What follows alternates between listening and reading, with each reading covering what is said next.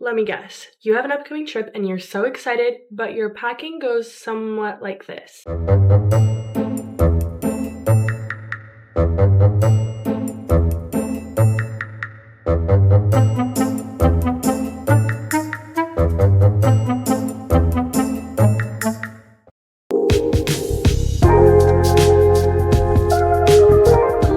Hello everybody, welcome back to my corner of the internet. Today we will be talking a little bit about the best way to pack light and how to quit overpacking. Now I have been to 15 countries ranging from 1 week to a month, and I've done it all with just a carry-on and a personal item. So today I really just wanted to talk a little bit about my method of how I do things as well as the benefits of packing light. Now a carry-on is going to be your best option because really, number one, you're going to avoid paying overweight fees and you're going to skip the check-in. You are going to be able to zoom through that airport. As you can see, I have a couple different options for personal items in terms of a backpack, a purse, a tote bag, but really as I chose my luggage items, then I really got to start thinking about outfits, obviously. So I like to do a quick Pinterest search or look at the itinerary. What is the vibe of the place that you're going? What is the weather like? All of that jazz is super good to think about and consider when you are traveling to a place. Is it going to be cold, rainy? Will you need to pack specific shoes? As well as really what is the vibe and the style? Now these are the things that I'm packing for my trip to New York. I have 4 tops, 2 jackets, 3 bottoms. I pack enough socks and underwear for a day extra, pajamas, accessories, and shoes. Now for this trip, I am only bringing 2 shoes, but for a normal trip, like if I'm going to Europe or out of the country for a long time, these are the type of shoes that I would pack instead.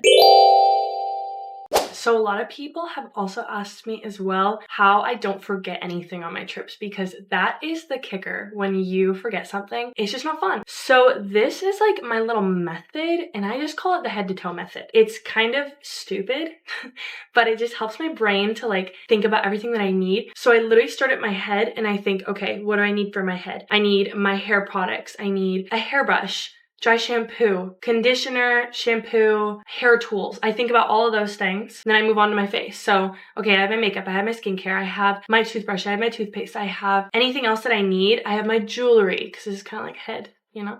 Then I think clothes. Okay, do I have all my clothes? Do I have all my underwear? Do I have my shoes? Do I have my deodorant? Do I have all of my bags that I need? And then that's kind of how I like think like head to toe. But in that range, when I think about like my bags, I'm just like, okay, do I have everything for the itinerary? Like I kind of think like head to toe for my equipment. So in terms of camera, do I have my tripod? Do I have my charger? Do I have an extra battery? Do I have my adapter to take my pictures off of my camera? So I think about all those things to make sure that I don't forget anything. I know that that maybe sounds really dumb. It's how like my OCD brain works. If worst comes to worst, making a list is so nice as well, just about the important stuff that you know that you need to remember.